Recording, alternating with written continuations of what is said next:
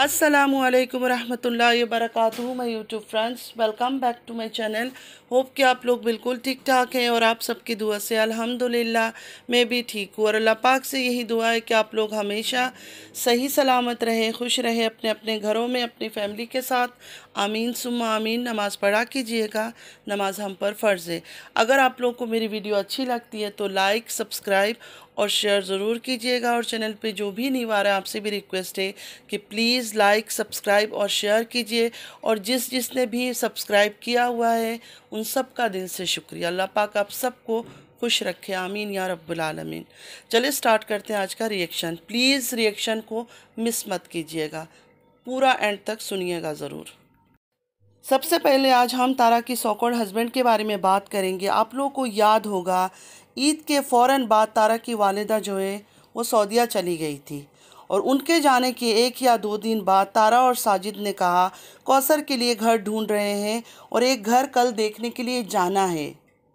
और दूसरे ही दिन तारा ने डिस्क्रिप्शन में ये लिख दिया कि हस्बैंड चले गए सेकंड वाइफ के साथ घर छोड़कर। बाद में पता चला कि वो विलेज चला गया है कौसर को छोड़ने के लिए।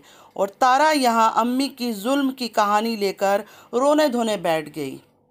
तारा एक्चुअली इसलिए रोने धोने के ड्रामे पर बैठी हुई थी कि सब लोग का ध्यान जो है ना तारा की वालिदा के पर चला जाए, कि हम सब का ध्यान तारा की वालिदा पर हो और वो आदमी आराम से कौसर को छोड़कर विलेज आ जाए। लोग इतना इंटरेस्ट नहीं ले कि कौसर को विलेज क्यों छोड़ा है, किस लिए छोड़ा है।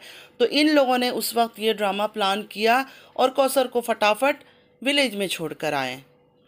कि किसी के पास इतना सोचने का टाइम नहीं हो कि कौसर कहाँ है, किधर गई है, कहाँ रह रही है।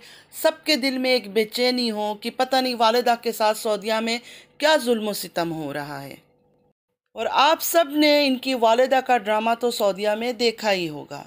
जैसे ही लैंड किया था इन्होंने सऊदीया में, ये खुश थी। उसके बाद जब वो सलमा के घर जाकर पहुंची, इस लेडी के मुंह में मतलब तारा की वालिदा की फेस पर हमने कभी स्माइल नहीं देखा। स्माइल भी करती थी तो ऐसा लगता था जैसे कोई ज़ोर ज़बरदस्ती करवा के उनको हंसा रहा है, दिल से नहीं हंसती थी वो। मुझे भी दुख होता था देखकर कि पता नहीं कौन सी तकलीफ़ में है। मुझे कभी ये डाउट नहीं हुआ कि सलमा कोई टॉर्चर कर रही है, जुल्म कर रही है। मुझे ऐसा लगता था जो ये अंकल जी इनकी शौहर है शायद वो इन पर टॉर्चर कर रहे हैं, क्योंकि वो लेट गई थी सऊदीया। मुझे इसलिए शक हो जाता था अंकल जी के ऊपर, क्योंकि अंकल जी के अपने बेटों ने कहा था कि जो उनकी अपनी माँ थी जो आज दुनिया में नहीं है, अल्लाह पाक उनको जन्नतुल फिरदौस में आला मकाम दे, आमीन या रब्बल आलमीन। उनको भी ये टॉर्चर किया करते थे, मारा पीटा करते थे, जुल्म करते थे, तशद्दुद करते थे। तो मुझे लगा कि औरत ज़ात है, जितनी भी पावरफुल हो कुछ भी हो, अगर शौहर हाथ उठा रहा है तो वो उठ के उसको हाथ तो नहीं उठा सकती, वो तो नहीं मारेगी रिटर्न में उसको। मुझे काफ़ी बहनों ने समझाया था, डांटा था इस बात पर, क्योंकि तारा जब लाइव में आई और अपनी वालिदा के लिए रो रही थी तब मैंने भी रोना शुरू कर दिया था।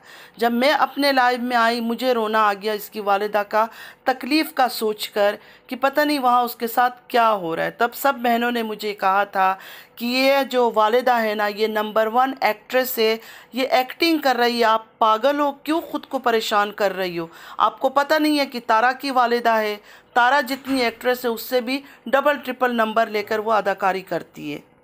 आंटी जी ने इतना ज़बरदस्त एक्टिंग किया है कि मुझे अभी भी शौक लगता है कि कोई इतनी एज में भी एक्टिंग कर सकती है। जिस तरह वो हरम शरीफ नहीं जा सकती थी, व्हील चेयर में बैठ के गई, उसके बाद उम्रा करने के लिए व्हील चेयर में बैठ के गई, क्योंकि वो चल ही नहीं सकती थी, उनकी घुटने में प्रॉब्लम था। लेकिन जैसे ही वो कराची पहुंची, माशाल्लाह फिट एंड फाइन। अल्लाह उनको हमेशा सही सलामत रखे, आमीन या रब्बल आलमीन। उससे कुछ नहीं है, लेकिन उनकी अदाकारियों पर मैं सिर्फ बात कर रही हूँ। तो तारा के वालिदा के बारे में इसलिए मैं आप लोग को बता रही हूँ कि तारा ने प्लान किया हुआ था कि ये सब हरकतें करेंगे तो लोग उलझ जाएंगे। बहुत सारे लोग हैं मेरी जैसी जो बहुत ही इमोशनल होती है। देखिए वो सोचने लग गए थे कि तारा की वालिदा पर क्या हो रहा है। उस टाइम पे कौसर हमारे दिमाग में थी ही नहीं, और इनका तो मेन मकसद यही था कि कौसर को याद ना करो, वालिदा को उस टाइम पर याद करो। तो तारा का सो कॉल्ड हस्बैंड ने कौसर को विलेज में छोड़ा और विलेज में सिर्फ एक दिन मुश्किल से रुका था। दूसरे दिन वो वापस आ गया। वापस आते हुए इसने ये कहा था तारा की सो कॉल्ड हस्बैंड ने कि जैसे ही तारा की वालिदा मदीने से आएंगी, मतलब सऊदीया से वापस आएंगी, मैं कौसर को ले जाऊंगा कराची अपने साथ। जैसे ही तारा की वालिदा पहुंची सऊदीया से कराची, हम लोगों ने वीडियो बनाकर पूछना शुरू कर दिया कि अब कौसर को लेकर आ जाओ, क्योंकि आपने तो कहा था कि कौसर को मैं ले आऊँगा, जैसे ही वालिदा आएंगे मदीने से मैं कौसर को कराची ले आऊँगा। लेकिन उन लोगों का ऑलरेडी प्रोग्राम सेट था कि उन्होंने ट्रिप पर जाना है 1 मंथ के लिए। तो जैसे ही वालिदा आई ये लोग निकल गए ट्रिप के लिए।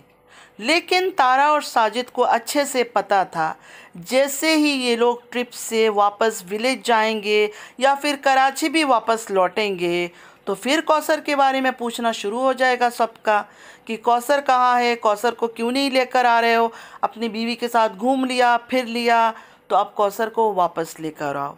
तो इन्होंने ये मिलकर प्लान किया कि कौसर का चैप्टर ही क्लोज़ कर दिया जाए।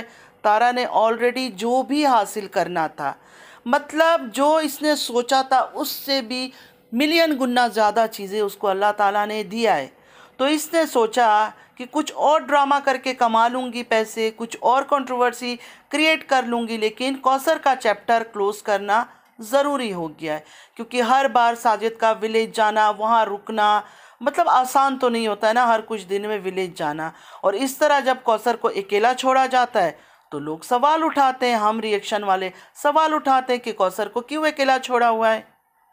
अच्छा, रिएक्शन वालों को भी छोड़े, रिएक्शन वालों को छोड़ दें हम लोगों को कि हम क्या बोलते हैं नहीं बोलते। साजिद के जो अपने सब्सक्राइबर्स हैं, जो अपने व्यूअर्स हैं, वो साजिद को सवाल करते हैं। जो अच्छे लोग हैं, जो नेक हैं, ईमानदार हैं, हक सच की बातें सोचते हैं, जो औरत का हुकूक समझते हैं कि शादी के बाद क्या होती है, मर्द को कैसे उसको हुकूक देना चाहिए, वो लोग उसको कमेंट करते हैं कि दोनों बीवी को बराबर का हुकूक दो, कौसर को भी उतना ही प्यार दो, उतनी ही इज्जत दो जितनी तारा को देते हो। मैंने खुद इनकी कमेंट्स में पढ़ा है ये सब चीज़ें। तो इस वजह से ये बंदा और इसकी जो वाइफ है ये फंस गए लोगों के आगे।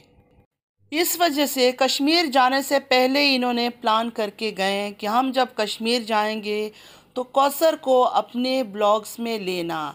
हीरा को ऑर्डर करके गए हैं ये सारी चीज़ें कि कौसर को अपनी ब्लॉग में दिखाती रहना, उसके बाद मैं आऊँगा, आके कमेंट करूँगा, फिर तुम मेरे ऊपर रिएक्शन देना, मैं तुम्हारे ऊपर रिएक्शन दूँगा।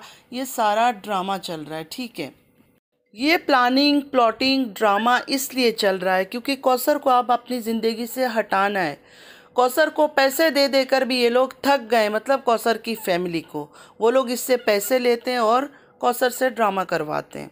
ये बात भी सुनने को आई थी कि डे बाय डे कौसर के घर वालों की तरफ से पैसों की डिमांड हो रही है। जाहिर है ये लोग इतने ज़्यादा कमा रहे हैं, दुनिया भर में इस चीज़ की बातें चल रही है, उनको भी पता चल रहा होगा अब धीरे धीरे कि इतना पैसा, जब करोड़ों रुपया तुम लोग सेकंड मैरिज के नाम पर सिंपैथी कार्ड खरीद के कमा रहे हैं तो हमें भी हिस्सा दो पैसे उसमें।